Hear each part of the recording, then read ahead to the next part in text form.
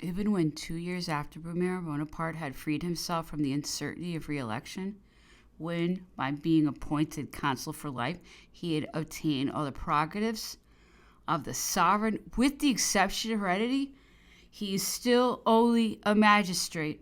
The foundation of his power remains the same. His rank is not indelible. His authority is subordinate. When even the last step is reached, when, like the ancient kings, he has mounted the throne and has encircled his brow with a crown, he has still to acknowledge an external power higher than his own, and if in the executive formula of his decrees he abandons the precise words will of the people, he is constrained to recognize that he is emperor by the constitutions of the republic, which implies the recognition of all the degrees of the national sovereignty.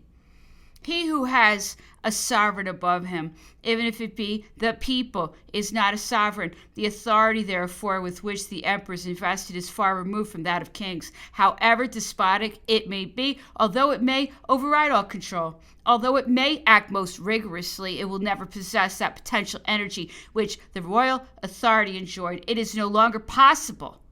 The Bourbons themselves, if they could return, would be powerless to recover it. The revolution broke the charm. It broke through prescriptive right. It showed that kings could be overturned. It left in its wake an indefinable trace of skepticism. It abolished reverence.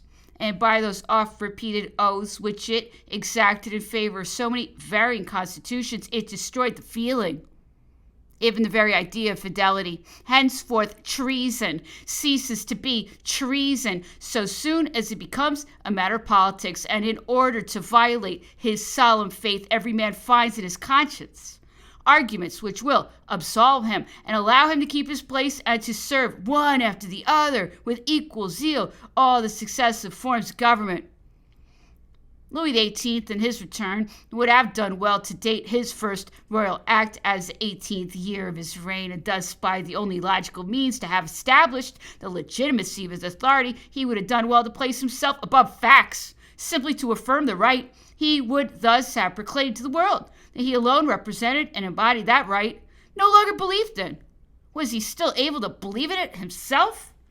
If the sovereign authority was unable to regain in its integrity the prestige which naturally attaches to it, before the revolution, at least, in becoming emperor, Napoleon attempted to restore, as far as was compatible with the spirit of his time, two elements which he judged essential, not only because they formed the support of the Bourbon monarchy, but because they were of necessity the foundation and the safeguard of all hereditary monarchy.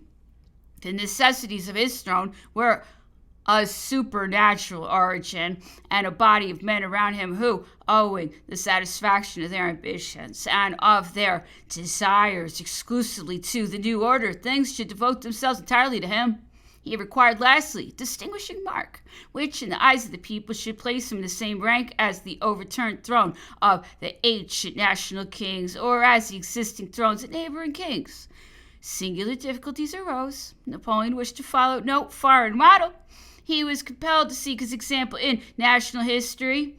This the latter kings could not furnish him with, for they were the summing up of the successes of their ancestors. In their case, the dynasty which they represented was the creator of its own definite form. They were the outcome of centuries. Napoleon was the founder of his own dynasty. It was the founders of dynasties alone, therefore, in whose steps he could follow.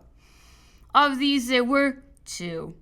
One was simply a great lord, elected by lords as equals. His power was limited by the oligarchy, whom he was the representative and whose privileges he engaged to protect. No resemblance existed between the position of Napoleon and that of Hugh Capet, and it was not from the Duke of France, developed into the King of France, that an emperor could draw his inspiration.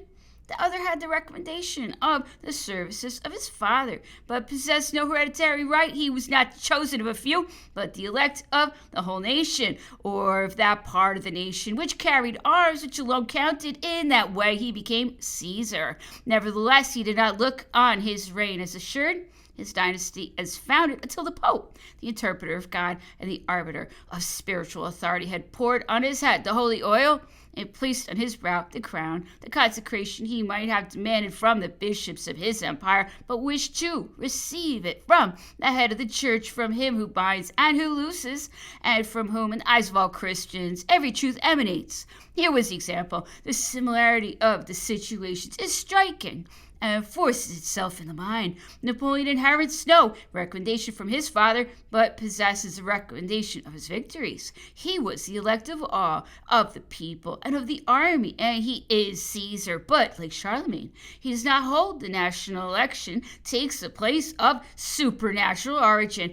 By the two concordats, he had reestablished the Catholic religion in France and Italy. In doing this, he considered that he was yielding to the wishes of the two nations, whom he was justified in supposing Catholic. Like Charlemagne, therefore, it was from the Pope, and from the Pope alone, that he could claim investiture. He will thus clothe his authority with the divine origin which is wanting to it, and reascending the course of ages will unite the fourth dynasty to the second. It is on this account that Napoleon is continually referring to Charlemagne, that he proposed to dedicate to him a gigantic monument in the Place Vendôme, and he erected a statue to him at Aix-la-Chapelle, that on every occasion he insists on his admiration for the great man, for whose relics at Aix-la-Chapelle he was anxious to show his veneration so soon as he became emperor.